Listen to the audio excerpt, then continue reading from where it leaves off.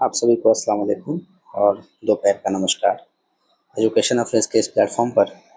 मैं आप सभी का हार्दिक अभिनंदन और स्वागत करता हूँ। आज हम लोग चर्चा करेंगे कि जो प्रतिभाशाली और क्रियाशील जो बच्चे हैं, उनके कुछ विशेष या स्पेशल कुछ कैरेक्टरिस्टिक्स हैं, तो उन्हें पढ़ाने में जो शिक्षक की क्या भूमिका है उनको देखेंगे। तो सबसे पहले देखेंगे जो प्रतिभाशाली है, जिसे हम लोग गिफ्टेड चाइल्ड कहते हैं, और दूसरा है क्रियाशील। क्रियाशील का मतलब जो क्रिएटिव चाइल्ड है, तो उनमें आखिर क्या-क्या लक्षण होते हैं उनको देखेंगे। फिर हम लोग देखेंगे कि जो शिक्षक है उनकी आखिर इसमें क्या भूमिका रहती है, इसको भी समझेंगे। तो सबसे पहले अगर देखा जाए जो प्रतिभाशाली है, गिफ्टेड चाइल्ड है, उनके आखिर लक्षण क्या होते हैं। तो शॉर्ट में बताऊं कि जो प्रतिभाशाली हैं, अगर आईक्यू देखा जाए इनका, तो 140 के एबव रहता है। मतलब कि जो 140 प्लस के आईक्यू के जो बालक होंगे, जिनका बुद्धि लब्धि या इंटेलिजेंस क्वोशिएंट कहा जाए, जो कि 140 से ज़्यादा रहता है, तो वो एज अ गिफ्टेड चाइल्ड में आते हैं। बहुत ही ये तीव्र होते हैं, बहुत ही इनके अंदर जिज्ञासा होती है, और हर काम को ये सामान्य बालकों के मुकाबले कई ज़्यादा तीव्रता से करते हैं। तो सामान्य बालक, जैसा कि हम लोग जानते हैं कि उनकी आईक्यू लेवल 90 से 110 के बीच में माना जाता है, बट यहाँ पे जो प्रतिभाशाली बालक है, उनका आईक्यू लेवल 140 प्लस रहता है। और अगर आईक्यू लेवल कैसे निकालते हैं, तो कुछ टेस्ट हो गए उनके माध्यम से, चाहे वो शाब्दिक हो या अशाब्दिक हो, तो उनके माध्यम से निकाल सकते हैं। तो आज ही इनके हम लोग लक्षणों को देखेंगे कि प्रतिभाशाली जो बच्चे हैं, उनके आखिर क्या-क्या लक्षण रहते हैं। तो प्रतिभाशाली जो बच्चे, वो सामान्य बच्चों की तुलना में क्या होते हैं, बौद्धिक जो क्षमता है उनकी, जो एबिलिटी है, जो उनके अंदर सोचने की, विचारने की, कुछ करने की, वो बहुत ही भिन्न होती है या बहुत ही अधिक होती है। तो उनके लक्षण कुछ इस प्रकार हैं कि सबसे पहले क्या है कि वह तेज़ सीखने की क्षमता रखते हैं, कि ये बच्चे क्या है, बहुत जल्दी सीखते हैं, और नई-नई जो भी उनको आप कॉन्सेप्ट सिखाएँगे या नए-नए कुछ भी चीज़ों को सिखाएँगे, तो बहुत ही ईज़ी से क्या कर लेते हैं, उसको अडॉप्ट कर लेते हैं और सीख जाते हैं। वहीं अगर सामान्य बालकों की बात करें, तो कुछ सामान्य बालक भी सीख लेते हैं, बट इनकी तुलना क्या है, उनसे कम रहता है। मतलब ये उनके मुकाबले बहुत ही ज़्यादा तीव्रता से किसी भी चीज़ को सीखने की एबिलिटी रखते हैं। फिर उत्कृष्ट स्मृति, कि इनकी जो याददाश्त है, बहुत ही तेज़ रहती है, कि किसी भी चीज़ को अगर मान लीजिए आप बताते हैं या कुछ आप टॉपिक पढ़ाते हैं, तो ये काफ़ी लंबे समय तक इसको याद रखने की एक कैपेसिटी रखते हैं। फिर गहन रुचि, कि ऐसे बालक जो प्रतिभाशाली बालक है, ये किसी एक विषय या क्षेत्र में बहुत गहरी रुचि रखते हैं, और उसके बारे में क्या है, अधिक जानना चाहते हैं। मान लीजिए कि कोई बालक है, उसको रुचि है साइंस के बारे में जानने की, है ना, तो अगर आप उनको साइंस पढ़ाएंगे, तो कहीं ना कहीं वो बहुत सारे आपके सामने क्वेश्चंस को पुट आउट करेंगे वहाँ पर, और उसको जानने की क्या रखते हैं, बहुत ही ज़्यादा वो इंटरेस्टिंग रहते हैं, मतलब बहुत ही इंटरेस्टेड रहते हैं कि आखिर ये क्या हो सकता है, क्या नहीं हो सकता है। तो इसके लिए क्या रहते हैं, वो लोग बहुत ही गहन रुचि रखते हैं। फिर जो उच्च शब्दावली है, उच्च शब्दावली का क्या मतलब है, कि इनकी जो वोकैबुलरी है, जो इनकी शब्दावलियाँ हैं, या इनके जो शब्द भंडार है, बहुत ही ज़्यादा अच्छी होती है, और ये क्या है, जटिल शब्दों का बहुत ही सही इस्तेमाल कर पाते हैं। वहीं अगर हम लोग सामान्य बालकों को देखें, तो जटिल शब्दों को समझना बहुत ही मुश्किल से समझ पाते हैं। जब उनको उसका अगर मीनिंग हम समझाते हैं, तो समझ पाते हैं, बट ये प्रतिभाशाली जो बच्चे हैं, अगर इनके लक्षणों को देखें, तो कठिन शब्दावली को बहुत ही अच्छे से ईज़िली ये समझते भी और इस्तेमाल भी कर लेते हैं। फिर जो तार्किक जो सोच है इनकी, जो लॉजिकल थिंकिंग है, तो ये समस्याओं को क्या है, हल करने के लिए बहुत सारे जो होते हैं तर्क वितर्क करते हैं, कारणों को ढूँढते हैं, उनका उपयोग करते हैं, कि आखिर इस समस्या का क्या समाधान हो सकता है, या इस समस्या का हम लोग किस-किस प्रकार से क्या-क्या करें कि इनका समाधान हमें मिलने के चांसेस हो। तो उनके अंदर जो तार्किक सोच है, वो जो तार्किक सोच है, लॉजिकल थिंकिंग है, वो भी बहुत ही ज़्यादा अच्छी होती है। फिर अद्वितीय प्रश्न क्या मतलब है, कि ऐसे बालक क्या है, अक्सर ऐसे सवाल पूछते हैं कि उनकी उम्र से क्या है, बहुत ही बच्चों जैसे अलग होते हैं। मतलब कि इनके जो प्रश्न होते हैं, बहुत ही अलग होते हैं, बहुत ही भिन्न होते हैं, जो कि नॉर्मल लेवल के नहीं रहते, या कह सकते हैं कि इनकी जो गहरी समझ है, इससे हमको इनका पता लग सकता है। कि मान लीजिए ऐसे प्रश्न पूछ लेते हैं, जो एक सामान्य बालक नहीं पूछ सकता है। मान लीजिए जैसे कि एक नॉर्मल बालक जो समझ रहा है कि सोलर सिस्टम कितने हैं, कितने नहीं है, बट ये अगर इनकी बात करें, तो लोग पूछते हैं कि आखिर हुआ कैसे, कैसे नहीं हुआ, फिर उस पे और गहराई से प्रश्न करेंगे, तो जो इनके प्रश्न हैं, बहुत ही अद्वितीय होते हैं। तो ये प्रतिभाशाली बच्चों का क्या है, लक्षण है, जिसमें वह तेज सीखने की जो क्षमता रखते हैं, उत्कृष्ट इनकी स्मृति होती है, याददाश्त बहुत तेज होता है, और किसी भी चीज़ को सीखने के लिए इनके अंदर बहुत ही अच्छी रुचि होती है। फिर उच्च शब्दावली, इनके अंदर शब्द भंडार बहुत होते हैं, वोकैबुलरी बहुत होती है, बहुत सारी बातें यह एकत्रित कर सकते हैं। फिर तार्किक सोच, जो इनकी सोचने समझने की या समस्या समाधान की जो शक्ति है, बहुत ही अच्छी होती है। फिर अद्वितीय प्रश्न, ये प्रश्न क्या है, बहुत ही अलग तरीके तरीके से पूछते हैं, मतलब कि बहुत ही गहराई से पूछते हैं। फिर आगे अगर हम लोग देखें क्रियाशील जो क्रिएटिव बालक हैं उनके क्या लक्षण हैं, मतलब कि कहीं न कहीं जो क्रिएटिव बालक है और प्रतिभाशाली है भिन्न है ना? बट एक क्रिएटिव बालक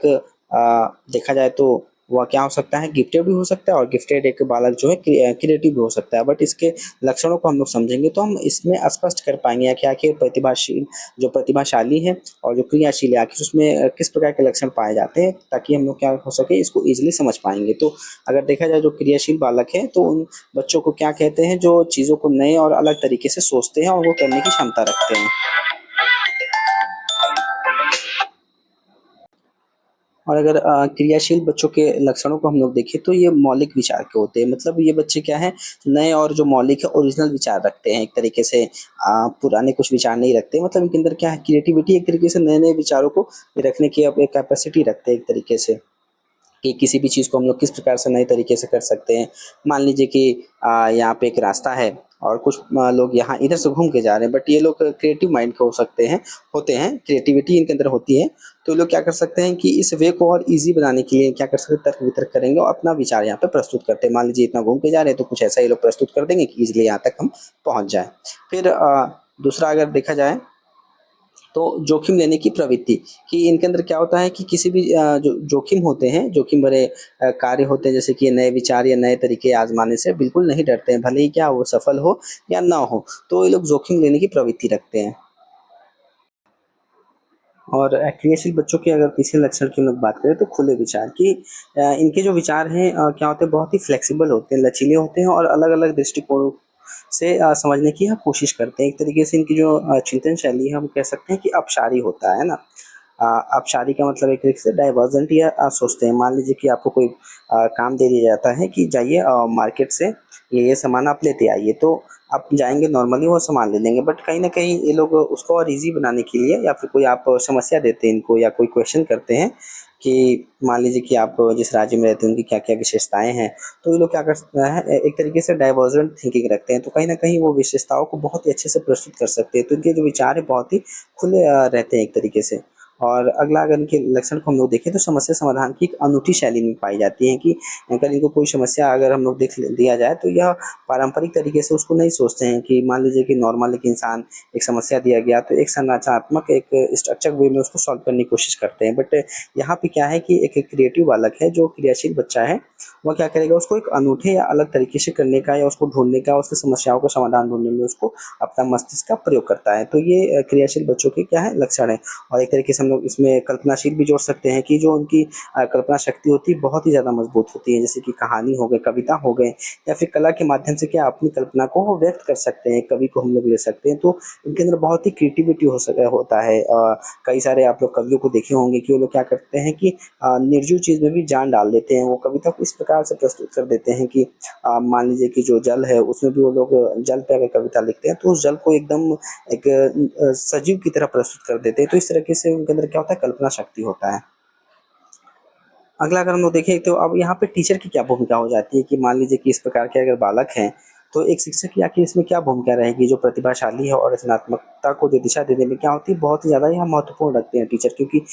यही मुख्य रूप से वहाँ पे बालकों को पढ़ाते हैं और उनको गाइड करते हैं। तो इसमें आखिर उनका क्या रोल हो सकता है, तो उसको देखते हैं। तो अलग-अलग शिक्षण विधियों का उपयोग है ना, कि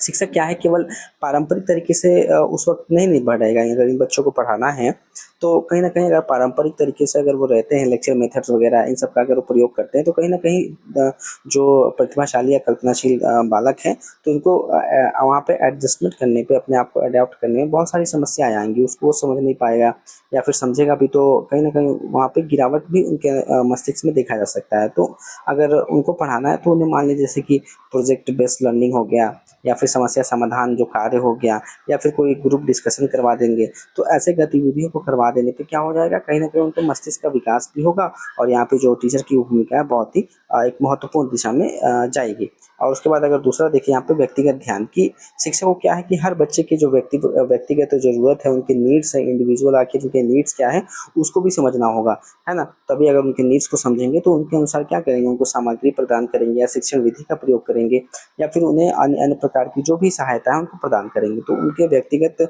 जो भी ज़रूरत है, उनके नीड्स हैं, उनको जानना बहुत ही आवश्यक हो जाता है। फिर अगर अगला देखें तो चुनौतीपूर्ण कार्य देना, कि यहाँ पे क्या भूमिका हो जाती है टीचरों की, कि इन बच्चों को क्या है, सामान्य पाठ्यक्रम से क्या करना है हमें, ऊपर के जो चुनौतीपूर्ण कार्य हैं उनको देना है, ताकि क्या हो या उब ना जाए। मान लीजिए कि आप ये क्या होते हैं, बहुत ही क्रिएटिव होते हैं या बहुत प्रतिभाशाली होते हैं, आप नॉर्मल टॉपिक पढ़ाएँगे तो ये ईज़िली समझ भी जाते हैं, और उसके बाद क्या होता है, इनको अगर फिर बोरिंग महसूस होता है कि वो समझ गए हैं, फिर तो बहुत ही जल्दी समझ जाते हैं। कि मान लीजिए आप टॉपिक लिखे, उस पे थोड़ी-सी चर्चा किए तो ये समझ जाते हैं। फिर उसके बाद क्या हो जाता है, कहीं न कहीं फिर हम लोग उसको अच्छे से समझाने का प्रयत्न करते हैं, बट ये क्या हो जाते हैं, ऐसे बालक बोर होने लग जाते हैं। तो ऐसे बालक को क्या करना है कि हमें चुनौतीपूर्ण कुछ ऐसे कार्य दे देने हैं, ताकि उसमें क्या हो, अपने बौद्धिक क्षमता का वह अपना उपयोग करे और उसमें व्यस्त रहे। फिर क्या है अगला, कि इसमें जो शिक्षक है उनकी क्या भूमिका है, कि प्रश्न पूछने के लिए उनको प्रोत्साहित करना। कि जो ऐसे बालक है, तो शिक्षकों को क्या है, बच्चों को प्रश्न, जो सवाल है उसको पूछने के लिए, उनके अंदर क्या है, अपने विचारों को व्यक्त करने के लिए उनको क्या करना चाहिए, मोटिवेट करना चाहिए। कि इससे क्या उनकी जिज्ञासा और रचनात्मकता जो क्या है, बढ़ती रहेगी। कहीं न कहीं वो प्रश्न करेंगे, एक जिज्ञासु अगर बालक रहेगा, बार-बार वो प्रश्न करेगा, एक टीचर से अपनी समस्याओं का समाधान ढूँढने का प्रयास करेगा, तो कहीं न कहीं उसके अंदर जो जिज्ञासा है जानने की, वह रहेगी। उसके बाद अगर देखिए अगला, तो त्रुटियों को स्वीकार करना, कि जो शिक्षक है, वह जो शिक्षक है उसको ऐसा वातावरण बनाना है कि चाहिए जैसे कि जहाँ बच्चे क्या हो, बिना किसी डर के, गलतियों के, वो क्या कर सके, अपने आप मतलब वहाँ पे सीखे। तो जो रचनात्मकता है उसमें जोखिम भी लेना शामिल होता है, इसलिए गलतियों को सिखाने का एक इसमें हिस्सा मानना चाहिए। मान लीजिए अगर उनसे गलतियाँ हो रही है, तो कहीं न कहीं जो ट्रायल एंड एरर की थ्योरी थॉर्नडाइक के द्वारा दिया गया था, तो यहाँ पे उसको अप्लाई करके समझ सकते हैं कि एक बालक है, मान लीजिए एक बार गलती कर रहा है, 2 बार गलती कर रहा है, बट वह कहीं न कहीं उन गलतियों को बार-बार दोहरा करके वह इस चीज़ को ज़रूर सीख जाएगा। मान लीजिए कि कोई बालक है, उसको हम लोग फुटबॉल खेलना सिखा रहे हैं, तो वो नहीं किक मार पा रहा है, बट वो प्रैक्टिस करता रहेगा, उसमें थोड़ा-सा त्रुटि आएगा, लेकिन धीरे-धीरे क्या हो जाएगा, वो कहीं न कहीं उसको सीख जाएगा। तो वो अपने क्या करे, त्रुटियों को स्वीकार भी करे और उसके साथ उसको सीखे भी। फिर संसाधन उपलब्ध कराना, कि इन बच्चों को क्या है, किताबें, उपकरण हो गए, या फिर जो ऑनलाइन जो भी रिसोर्सेज़ हैं, और उसके अतिरिक्त अगर कोई भी सामग्री, तो उनको उपलब्ध करानी चाहिए, जो उनकी जो गहरी रुचि है उसको संतुष्ट कर सके, सैटिस्फाई कर सके, ताकि क्या हो, उनकी जो जिज्ञासा है वो बनी रहे। फिर परामर्श और मार्गदर्शन, कि ऐसे बालकों को गाइडेंस एंड काउंसलिंग की अगर हम लोग बात करें, तो शिक्षकों को क्या है, इन बच्चों की जो उनकी प्रतिभा के अनुसार, उनके जो भी क्षमता है, उनकी एबिलिटी है, जो भी उनके कैपेसिटी है, उसके अनुसार क्या हो, उनको सही करियर के लिए उनको बढ़ावा देना, या उनको गाइड करना, या उनको बताना कि आप इस एरिया में जाइए या इस एरिया में जाइए, तो आपके लिए बेटर होगा, आप इसमें पढ़ाई कीजिएगा तो आप बहुत ही अच्छा कर सकते हैं। तो उन्हें परामर्श और मार्गदर्शन भी देने का कार्य एक जो